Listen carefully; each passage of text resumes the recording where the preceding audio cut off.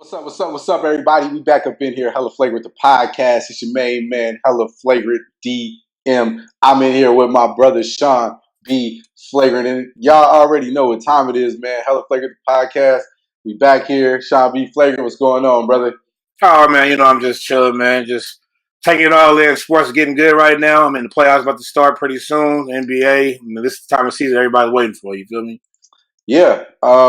So it's a lot going on in sports news. We posted on the Instagram the flagrant foul about Antonio Brown and Juju Smith-Schuster and how they going at it. We got Aaron Rodgers and Mike McCarthy. News came out about their relationship and how that went down. So we're gonna jump into some NFL news before we get into that NBA stuff because there's a lot of NBA news to talk about too. So let's talk about Aaron Rodgers, Green Bay Packers, and Mike McCarthy and their relationship. Right. News came out, that obviously it was obvious on the field, and it was obvious in the locker room that Rodgers and McCarthy didn't get along. But they went ahead, had a deeper look into the relationship between the two, and Aaron Rodgers, let out some real personal feelings as to why he really didn't get along with Mike McCarthy. And the main reason, that we found out is because Mike McCarthy passed up on Aaron Rodgers on draft day, took Alex Smith because at the time McCarthy was a part of my team, the 49ers. And so ended up taking Alex Smith and actually said the words. He said the words, Alex Smith is a better quarterback than Aaron Rodgers. And here we are now. Years later, the two of them went on to win, one Super Bowl ring, and many thought that they should have won a lot more. But the relationship between the two of them probably has a lot to do with why they didn't. Yeah. My headphone cord fell out for a minute, but I still heard he thought that Alex Smith was a better quarterback. And you guys heard that too. He actually thought Alex Smith was a better quarterback than Aaron Rodgers. Anyway, Aaron. Anyway, let's break this down. Okay, so he didn't get picked, obviously. First round that year. He got picked by 24th by the Green Bay Packers. Later on, they wind up hiring him as the head coach and OC. So this is the biggest part about this whole, divorce, separation, whatever you want to call their relationship, because he actually coached the offense for him. Now, Aaron Rodgers quoted, I don't know exactly the words, but he basically said he was an idiot. Said he was dumb. Forgot the actual word for it. It was something ridiculous. But anyway, he basically said that he wasn't smart enough to run any offense. They were together forever. So the fact that he would come out and say this now is crazy. I don't know whose fault it is, but I have heard many times from many people that Aaron Rodgers is not the easiest person to work with. Now, I don't know very much about Mike McCarthy other than the fact that he is was the Green Bay Packers coach.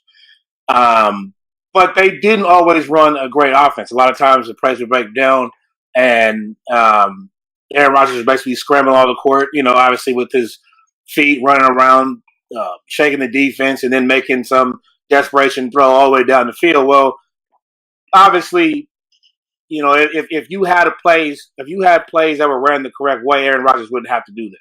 Right. I'm not saying it's all Mike McCarthy's fault, but Aaron Rodgers improvised a lot, which means he probably readjusted the plays a lot at the scrimmage. I'm sure when Mike McCarthy told him to run this, Aaron Rodgers wanted to run that. And he just did it, caught audible, and just did what he wanted to do. Yep. So, I'm sure this has been going on forever. It's just crazy that it would come out now that all this, Aaron Rodgers and Mike McCarthy had this much bad blood. We kind of knew it, but we didn't know to the extent of the details of, what Aaron Rodgers was actually thinking. And he tried to come out actually today and dispute it, say everything was a lie, kind of made up and wasn't true. Blah, blah, blah. He's just doing damage control, though. Yeah, and that's exactly what it was just damage control. At the end of the day, we we kind of have a better understanding of what goes on in some of these locker rooms, and as men, they probably had more words exchanged than we even know about than what was even stated in this article. They probably had Right. some heated discussions about things like you're talking about. Hey, I called this play and I saw you audible it. And well, hey, if you knew how to call plays, you know what I mean. And I think I don't know if it was idiot or buffoon. It was one of those Buffoon. words. Buffoon. I think it That's was what it was. buffoon. It was I think he buffoon. called him a buffoon. And you got to really not like somebody to call him a buffoon. There's so many words in the English in the English language that you can call him. You come out and you speak the word buffoon. You really do not like him at all. You do not think highly at all of him. You had to dig from a personal place of hurt to call Buffoon is somebody a a strong buffoon. word. That comes within deep. That comes from out here in the stomach, man. You got to push buffoon out, man. Oh man! So it was clear to those of us who watch sports and football specifically closely enough. You could see that the relationship between them was obviously heated. And so to me, I could understand why this story came out. And even why Aaron Rodgers would want to come out and try to do some damage control, just because he does have to play for somebody again, and so that's not the way you kind of want to let go into the next season. Right. But what's done is done, and so they'll get to move on from that. Moving on from this, speaking of not former teammates, not really on the same team anymore, not exactly the same situation, but your new wide receiver, Antonio Brown, has taken to social media this week to attack Juju Smith-Schuster and go after him. Not unlike AB at all. Obviously, we know AB for being, as I call him, a diva, and a lot of people call him a diva, but this is not unlike his character at all to do this, and so it's not a shock. But at the same time, it's like, bro, you just got on a new team. Go be with your team. Go do what you got to do with your new team. What is the point of all of this? Yeah.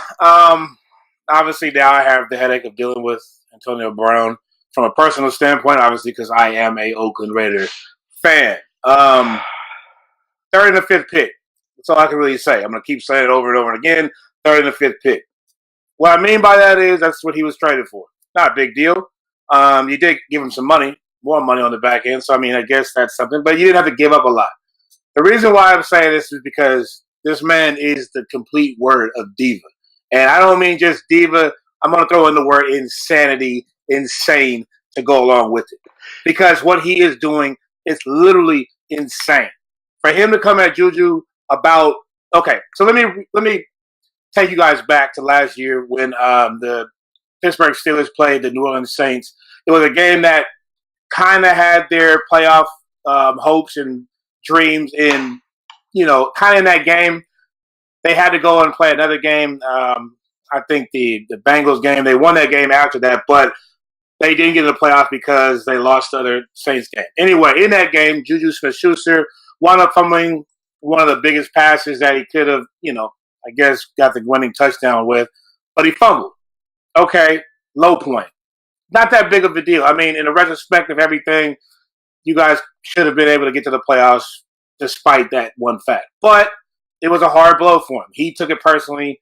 Very sad moment for the young man. Now, Antonio Brown being in all this situational stuff with Ben Roethlisberger and complaining about wanting to be traded and going crazy on the sidelines and not showing up for practice in the next game and throwing fits on the barbershop with LeBron James and dyeing his mustache gold with his crazy hairdo that he got going on, decided to force a trade. Well, he got his trade. He got to another team, and notice he's doing? He's going to still bury Juju in the dirt. Right. About something that happened a long time ago. Why would anybody do that? Why, if you wanted a trade and you got your trade, if you wanted your money and you got your money, why would you be tripping off of the team that you not even on? Now, it wasn't really about Ben Roethlisberger. It was about Juju Smith-Schuster becoming the next Antonio Brown. That was the problem. Everybody started pointing praise on Antonio Brown. on Juju Smith-Schuster and not Antonio Brown. Antonio Brown didn't like that. He didn't respect that. Ben, his quarterback that threw all these passes to him through all these years, decided to go to Juju Smith-Schuster. The team voted him the MVP of the season, which inevitably is what made Antonio Brown mad. Now, this is what Antonio Brown put. He actually tweeted something to a Steelers fan. So not even Julius Smith-Schuster personally, to a Steelers fan. Right. Basically said emotions, basically said boy fumbled the whole postseason in the biggest game of the year. Everyone went blind to busy making guys famous. Not enough reality these days. By the way, check the list. Now, that was all because Juju, basically got the most valuable player. He posted that after a picture of Juju with the most valuable player, basically showing off like, nah, he ain't really that big of a deal. Now, Juju, of course, responded to all that, saying all I ever did was show that man love and respect the moment I got into the league. I was genuinely happy for him when he got traded to Oakland with a big contract, and now he takes shots at me on social media. Crazy how big that ego got to make to be take. What was it? I'm sorry. Crazy how big that ego got to take shots at people who show you love. Shake my head. Anyway, so long story short, basically you see that he had the biggest problem was not Ben Roethlisberger. It was the fact that Ben Roethlisberger and the rest of the team decided to go to Juju, and he still can't let it go. Right. I don't know. I don't know. Personally, I don't know what this means for the Raiders because that's the only team I'm concerned about. But you got a problem. You got a head case on your hands. And personally, the third and the fifth is all I can say. Yeah. I don't know if it's worth dealing with, but third and the fifth. When you see what that means for Antonio Brown, maybe, him coming to the Bay will calm him down, coming to Oakland. Maybe that will change his mindset and he gets focused. Maybe not. Maybe he gets even more crazy because they're going to Vegas soon. Who knows? But we'll see. We'll see. Yeah, we will see. I can tell you that's got to be the latter. I do not see Antonio Brown getting any type of better. So you don't have to see. I'm telling you right now, it's going to get worse. Oakland Raiders fans, Las Vegas fans, you guys get to inherit him in a year or two. Good luck with him. Like, I'm not saying I'm not going to root for him, but Jesus Christ, that man is insane. So yeah, I mean, I hope I'm gonna hope for the best, man. I'm gonna hope for the best. Yeah, you can hope all you want to, but it's not happening. I'm not a Raider fan. I don't care. 49ers, I care. I care. I just know. I've already seen this story. I've seen this story. Man. All right. Well, so moving right along into the NBA, which has a number of hella flagrant stories going on right now. One of which just came on the news wire as of today's recording. And very, very important story. Magic Johnson stepped down as president of basketball operations from the Los Angeles Lakers. As we all know, Magic has had what you would call a rough season, if you will, in terms of getting players and player personnel and personnel moves on the Los Angeles Lakers, having at the beginning of the season the world's best player. Obviously, once he got hurt, questions arose of whether or not LeBron James is still the best player in the world. However, you have one of, if not still, the biggest superstar in basketball on your team, and you had a hard time, making moves to get some players around him that would put together some wins. And so Magic Johnson stepped down, said, quote, "I just want to go back to having fun," which for him, I don't think that was the right statement to make. Because Magic's idea of fun, I don't even want to talk about right now. Oh, no. But that was what he said. And so Magic Johnson has stepped down as president of basketball operations for the Lakers. Yeah. Very shocking news. probably for the best, though. I'm Oh just gonna be yeah. honest with you. I mean, Oh yeah. this was way above Magic Johnson's head. Like this was something that he did not expect to happen. It seems like getting the superstar, the league's best, at least most influential player, um, is a great thing. Having him is a great thing. But as the Cavs, the Miami Heat, and now the Lakers will find out, I guess, LeBron is not easy to deal with. Mm. And any types of with the word. He's not probably the easiest teammate to be around because he's so intense and he has to win. Slash, you don't get any credit for the wins. You just take all the blame for the losses. Um, Try to manage him being a coach as well as being the president and having to continue his legacy because the fact of the matter that you have to deal with two legacies at the same time for a Mm-hmm. guy who just started as being the president, not the Mm-hmm. best thing. I mean, LeBron's legacy by itself is a big deal to the entire world. The Laker dynasty legacy is still one of the biggest things in sports. And Magic is just learning how to, hand out the paychecks basically to the players. Right. So it wasn't a job for him. I mean, he is a big name, obviously, because he is Irving Magic Johnson. He thought he could easily attract players to come and play, but you have to understand you're not attracting them to LA and the Lakers of old and the Showtime Lakers. You're Right. basically trying to get them to play for LeBron, and that's it.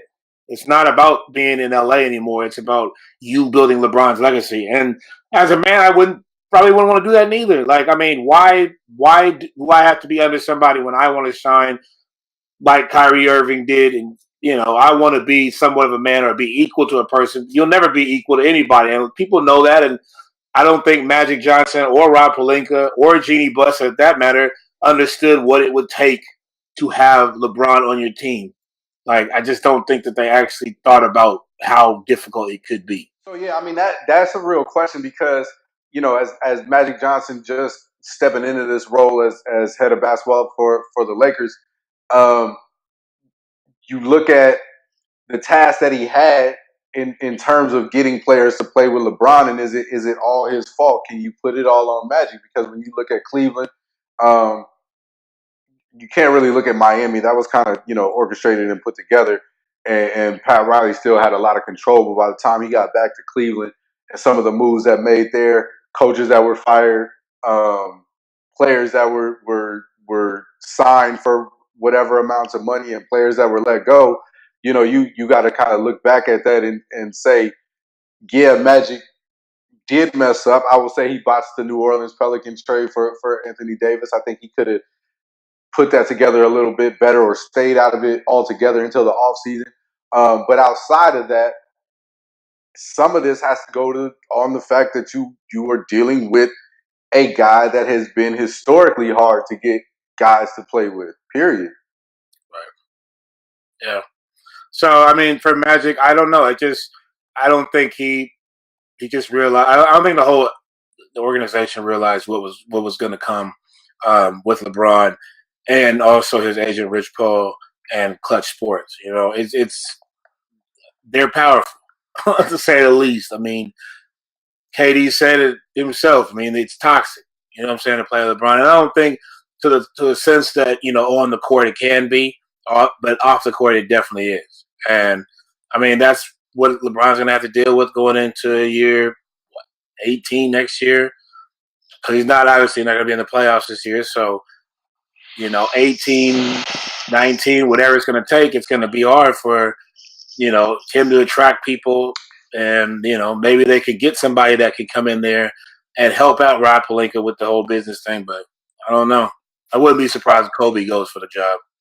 I'd say I that. was I was gonna say that. I mean, as soon as I heard the news, my first thought was Kobe going for the job. Um,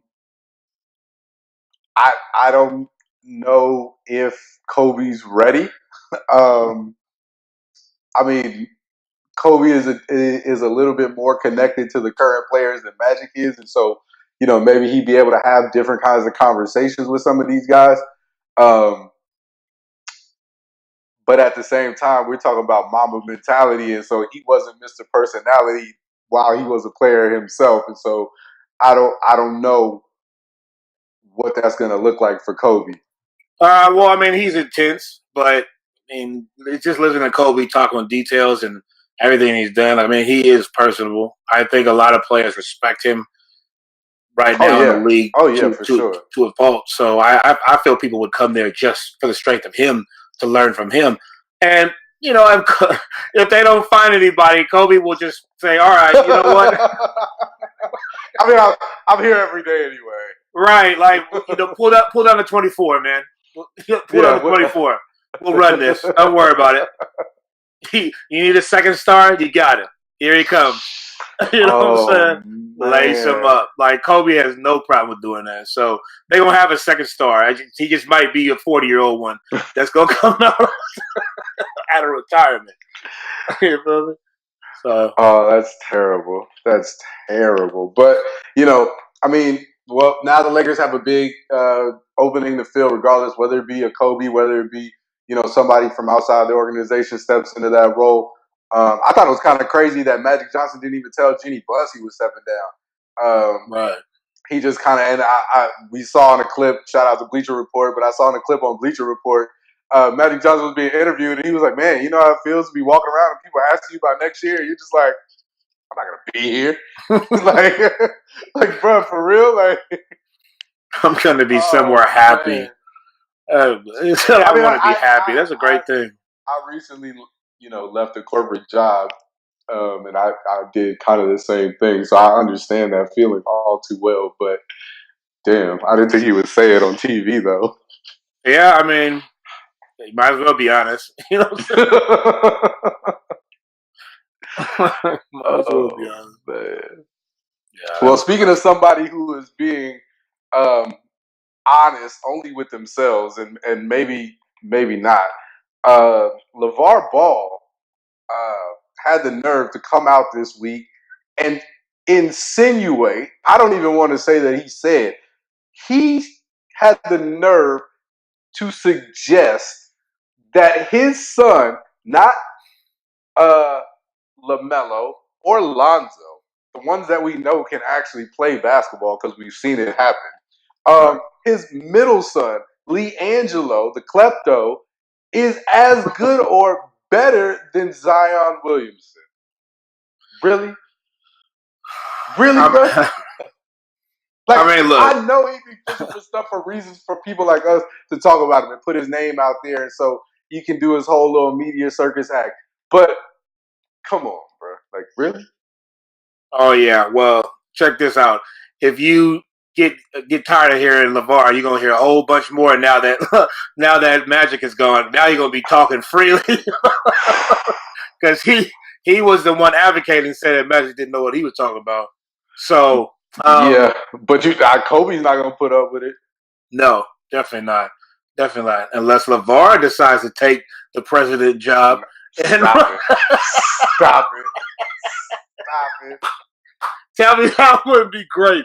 Just sliding Jello and just sliding Jello and LaMelo in there, man. He'd have You his can own personal dynasty. You know. you can guarantee the Lakers won't make the playoffs for the next 10 years if that happens. Oh man. Yeah, no, that's awful. No, but look, LeVar Ball is just trying to start some, trying to make people talk about him again, talk about his son. It's whatever. You know, after the whole situation with Big Baller Brand and his friend taking $2 million from his own son, I don't really have a lot to say about LeVar. Like, he needs to actually look in the mirror at this point and be like, you know what? Maybe it's better for me to just shut the hell up. Because But nothing is I he? But do is he? But works. is he? But is he? No, Is he? he's got the No, opposite mindset. he's He just, not.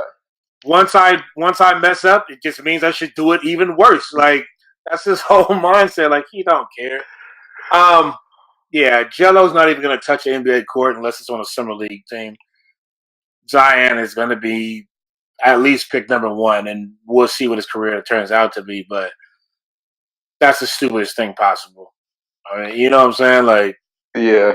Um, I don't have too much time to spend on this because it was stupid, and so we're not going to go too far. But at the end of the day, I'm going to say that he said it just so that people can talk about him because I have a feeling that he knows better. He has to know better.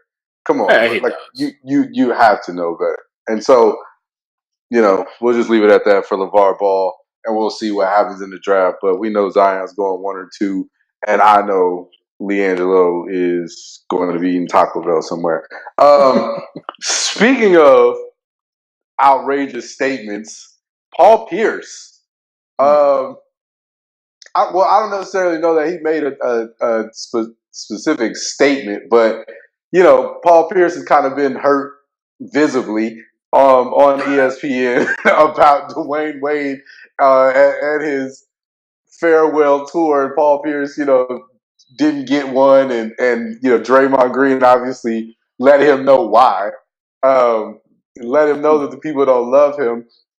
But Paul Pierce, went ahead and said that if he had Shaq and the help of LeBron James and had the big three early on in his career, he'd be sitting on 5 or 6 championships. And so Dwayne Wade is good, but he had a lot of help. And Jalen Rose went ahead and fired Paul Pierce up live right on ESPN and let him know why Dwayne Wade deserved this farewell tour over him. And I thought it was awesome. I thought it was amazing personally. It's great TV. Great TV. First of all, Paul Pierce, that sloppy body that he had when he was playing obviously has not translated at all. Because when you told me at first about what was going on, I looked at the highlights and I couldn't even hear what he was talking about. I just was like, who is this guy? I didn't even know him anymore. But anyway, I It's just like a had to say Ninja that. But Turtle. man, he exactly. That's exactly. And even because his thing is like shaped like that, so he got like the shell in the back. Who did they didn't have no green one because they're all green. You know what I'm saying? It's just Celtic Tello. I don't know. Oh man. Anyway, Paul is he's butthurt pretty much. I mean, obviously Dwayne Wade is a great player. Paul Pierce and Dwayne Wade will go in the Hall of Fame, obviously. But Dwayne Wade had much better stats than Paul Pierce did. He just had a better career altogether. I mean, it's every statistical situation you look at Paul Pierce that he excelled in, Dwayne Wade did that much better than him. Yeah. It's not a big deal. I can understand the competitive fire that Paul Pierce has, and that's cool. But slow down. Like, let the man celebrate what people are doing for him. And I understand that maybe you felt that people should do it for you, but people weren't worried about that when you retired. You just weren't looked at in that light, except for in Boston. And there's nothing wrong with that because you still have your accolades. You're still on TV. You still get everything you had to do. So no worries. But I mean, to come out publicly and try to, take shots at Dwayne Wade. I mean, his final year was pretty pathetic. Even Dwayne Wade and Gabrielle Union commented on it. Gabrielle Union said it the nicest way possible. Basically said, "Hey, my Dwayne Wade's stats are clearly way better than yours," and and then ended with, "And that's the truth," which was Paul Pierce's nickname. So yeah, Yeah, even D Wade's son fired him, fired him up. right. So yeah, I mean, and then obviously the internet, who is undefeated and relentless, went hard on Paul Pierce, pulling out some very hilarious clips of him getting crossed, um, just to remind him exactly why he did not get said farewell tour. So, Paul Pierce, bro, I mean, it's all right. You'll be all right. I promise you. Go back to the sewer and learn to fight another battle. Or eat pizza. Isn't that what they do down there? Eat pizza and talking to that rat. Oh man.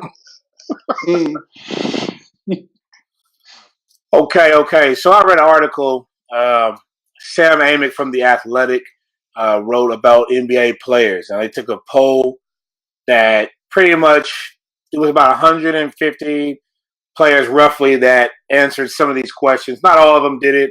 Obviously, they did it anonymously, but they were basically asked a few questions about their teammates that they either play with or on the other end play against.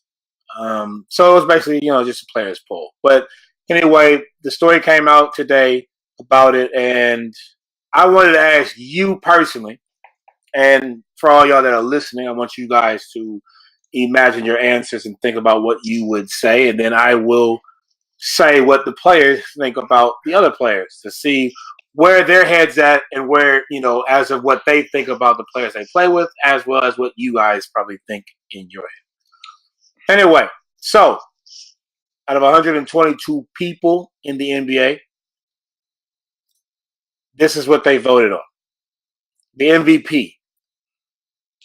I'm gonna ask you, who would you vote the MVP and why?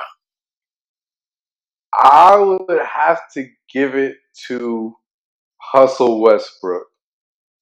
Um, I mean, you average a triple double. Clearly, you do just about everything for your team. So if you remove that man from that team, what do you have? Obviously, I mean, you have Paul George and Steven Adams, and you have some guys that can score and rebound. But at the end of the day, if you average a triple double for the season, and not for the first time, but for the third season in a row, um, even to cap it off with a 2020 and 20 night, I would venture to say Russell Westbrook would go ahead and be my personal MVP pick for this year. Well, good that you don't play in the NBA because you were wrong. At least, at least to what they think. It's not a wrong answer, obviously, but I mean, 44.3% actually voted for James Harden. Can't James do it. Harden is their MVP. Can't do it. Giannis got 38.9% of votes, and Paul George got 12.7. Those were the three highest. Wait. How do you get Paul George over Russell Westbrook? You're telling Yeah, not to say Paul George is bad. He is wrong, but you're telling me that Paul George got more MVP votes than his own teammate Russell Westbrook. Get out of here. Stop it. that's what the players voted. They voted That's Paul a George. personality thing. That's what they hate on Russell Westbrook's style. They don't like the way he dresses. That's all that's about. I don't think anybody does, but but in their case, they do think that James Harden is having another MVP season. So that's their pick. I mean, me personally, I would probably go with Giannis this year, just because their team is number one in the whole entire NBA. We all thought it was going to fall off, but it never did. They're just rolling through people. Offensively, defensively, he's having a hell of a year. That would be my personal vote. But yeah, James Harden was the consensus MVP. Overrated award. There was 47 people who voted. You see, it's different size votes because I feel like some people don't really want to answer because they don't really want anybody to find out, even though it is anonymous Yeah, what they pick. for most overrated, I'm not gonna lie. I saw on social media who they picked, and so I'm gonna go ahead and say this. Number one, obviously, if they didn't pick him for MVP, then they consider Russell Westbrook overrated. Right? If a man does all that, I was and you kind don't of thinking consider about like how is it that your MVP by you is overrated it's overrated. You know what I in terms mean? of the players. So Like, obviously, if he does all of that and he's not considered an MVP, he's definitely considered overrated. And then the other one, Draymond Green, um, who is, he is kind of overrated. He's on a great team, and we've said this time and time again on another team. I can't say that Draymond would be the same player that he is. Um, but I would also go to say that I don't think he's overrated because I don't think too many people think that highly of him, especially offensively. if you look at how teams play defense on Draymond, they leave him open to shoot those ugly threes that he's shooting like 27% this season, which is terrible. Right. So they clearly don't respect him offensively. So I don't even know if you could call him overrated in that sense. I mean, he talks a lot, he gets a lot of technicals, and so people don't like him personally. Right. But I don't even think enough people consider him to be a great player to where he's overrated, if that even makes sense. Yeah, Draymond to me is perfect for our team. If he was on a different team, then I would say he's overrated. I maybe because I see him play every single game, it's a little bit different. But I can see why other people might think that because in terms of the intangibles that he does for us in terms of rebounding, the assists, mainly the defense and the defensive help. I mean, offensively he's terrible, just like you were saying. Like he can't shoot for anything. He can get to the basket very well. I mean, his shot needs a lot of work, but I can understand why a player would think that because of the amount of talent that is on the Warriors as a whole. Anyway, Yeah, my personal overrated. It used to be Blake Griffin. I don't actually think that anymore, just because he has developed himself to be a better player. I would put John Wall up there. oh, I was just gonna say that. Damn it! I was just gonna say John Wall is my personal overrated. Like, forget what the poll says. That's my Right. personal overrated is John Wall. He needs to play better. Like, Yeah. period. Um, Truthfully, everybody on the Washington Wizards to me is overrated. Um, Even the rather, mascot. right. I decided I have no have no need for any of them. Bradley Beal, I think, is a better player, but I don't think that he's as good as advertised. I'm definitely not Dwight Howard, who we all Oh, know has his own issues. The other person I think I would probably have to say in being overrated would be the Minnesota Timberwolves stars, Karl Anthony Towns and Andrew Wiggins, mainly Andrew Wiggins. I think yeah, he's completely overrated. I don't think people rate him very high, I guess, but somehow he's still considered a top player because of his paycheck. It's garbage, yeah, flat out garbage. yeah. Like I would agree. I'd agree on that one. he has the most empty points as any player I've ever seen. Doesn't And need Carl Anthony Towns is a close second because he is quite a disappointment. Carl Anthony Towns at least gifted. He just doesn't have the heart to win anything. But No. Anthony Wiggins literally doesn't even. He has no factor in playing basketball. Sorry to say that. Anyway, let's move on. Underrated now. Oh, I'm sorry. The actual you said Draymond Green, Russell Westbrook, Jimmy Butler, Andrew Wiggins, Cat were next with 6.3, and James Harden, Ben Simmons, Oh. LeBron James, and Kyle Lowry also got 4.2 of the votes. I can see Jimmy Butler being on that list. Yes, I can. The James Harden, LeBron James is completely ridiculous. Ridiculous. Mm, Now, ridiculous. James Harden, I can maybe not to be the MVP, but that doesn't mean he's overrated. Like I can say that he's not the MVP, but I can't say he's overrated. I'm gonna say he's a little overrated, personally. I can't. Any A man that little averages bit. 60 points, I can't. Or not averages, but scores 60 points, I can't say it. Yeah, but when 35 of them are from the free throw line off a bogus Have you ever call. shot 35 times in a game? You know how hard that is? I don't care what nobody says. That is tough. That is still hard to shoot that many times without your arm completely falling off. So I get it. It's the style of basketball is ridiculous. I don't like it either, but I can't say the man is not talented. Ben Simmons, yeah, I can see why people somewhat think only because he can't shoot. And Kyle Lowry, yeah, I don't have any problem with it. Underrated, same thing. We'll just do this one fast. Drew Holiday got 16.3. Dame Lillard, Chris Middleton were next with 6.8. Devin Booker, I feel like he's underrated. That's what's going to be my answer. They say And Zach Mike LaVine. Conley, and that's a good one too. That's a good one too. Lou Will made the list also, and that's another one We especially will because of what too. he does. I mean, being an assassin is hard work. You know what I'm saying? Basically, is the one that I really want to focus on. Um, they asked 109 different people, or at least 109 people responded to it. Kevin Durant, you guys have all probably talked about it at some point, where he will be playing next year. The NBA has spoken. Now, whatever, I want you to try to name a team first, but then I want you to give the percentage that you think that these guys set it in, to see what you think about the actual number of people that actually think that he might make this decision. So I'm gonna go with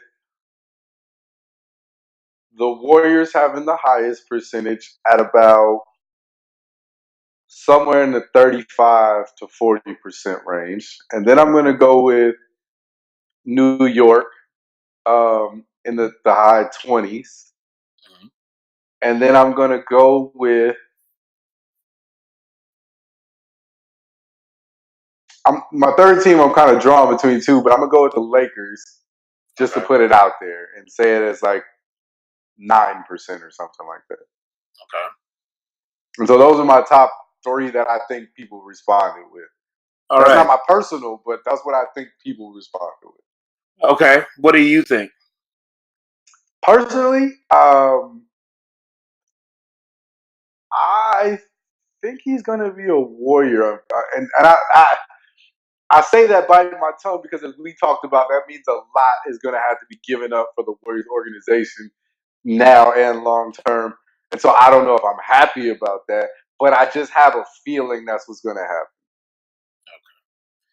Well, the first two that you got were right, but they weren't in the correct order.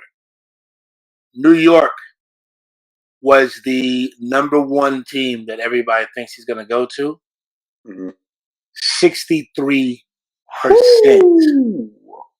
think that Kevin Durant will be in New York City playing for the Knicks next year.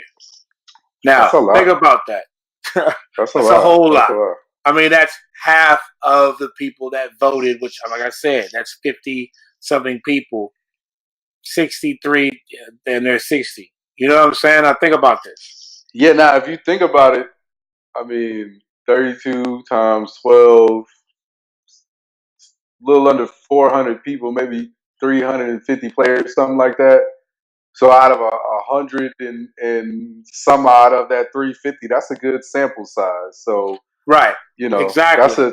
a good representation of the league.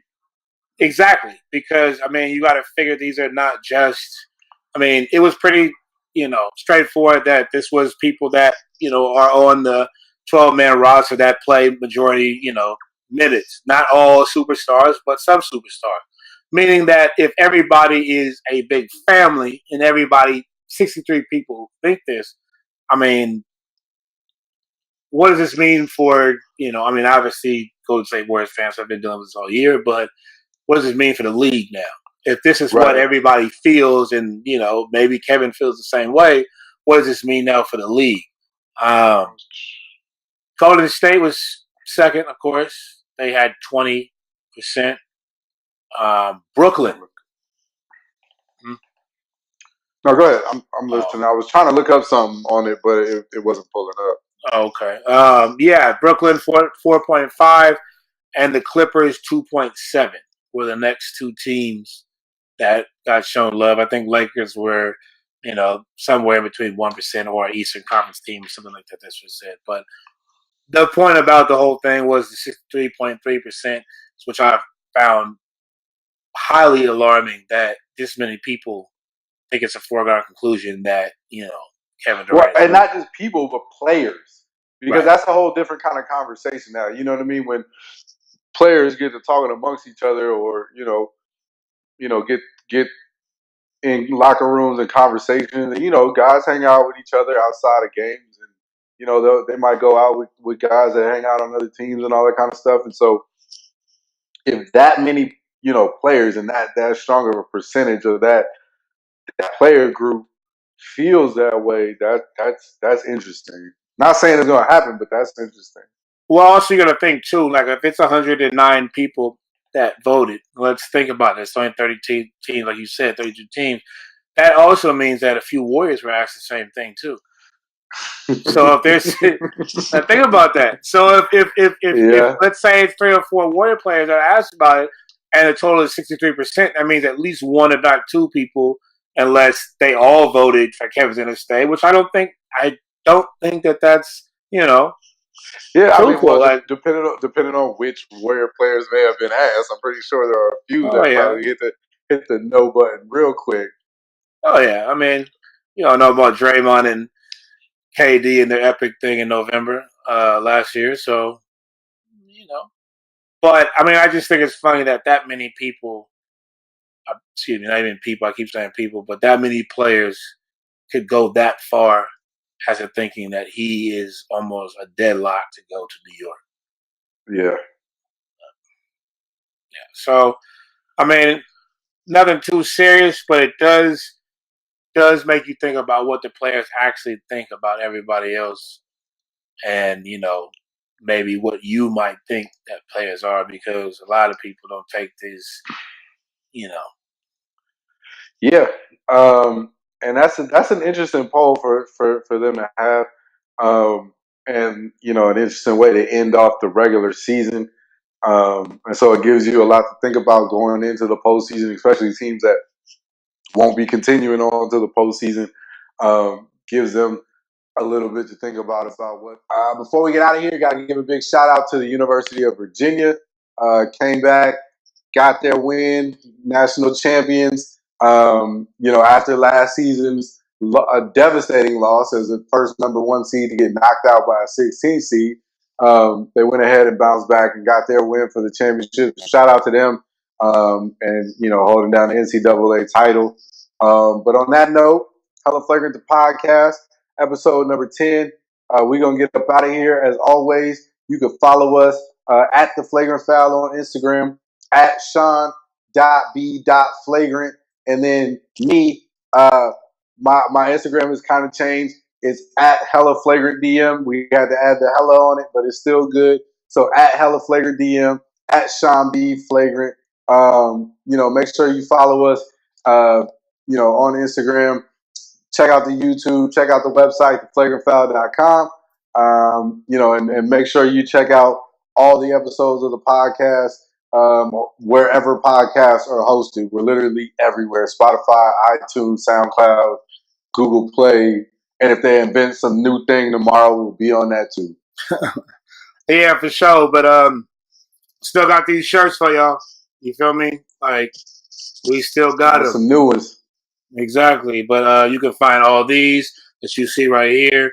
Like you said, we're going to have some new ones. We got some other versions of them at www.hellaflagrant.com. You can pick up any sizes, women, men, kids, whatever you need. We got them all. Like I said, hellaflagrant.com. You can get all this stuff right there. And, of course, go to the main site to see us do everything, write our stories, anything that we got for y'all on www.theflagrantfoul.com. So, anyway, once again, it was fun. Episode 10, Hella Flagrant Podcast, man. We out. Get it big again. We out of here. Peace.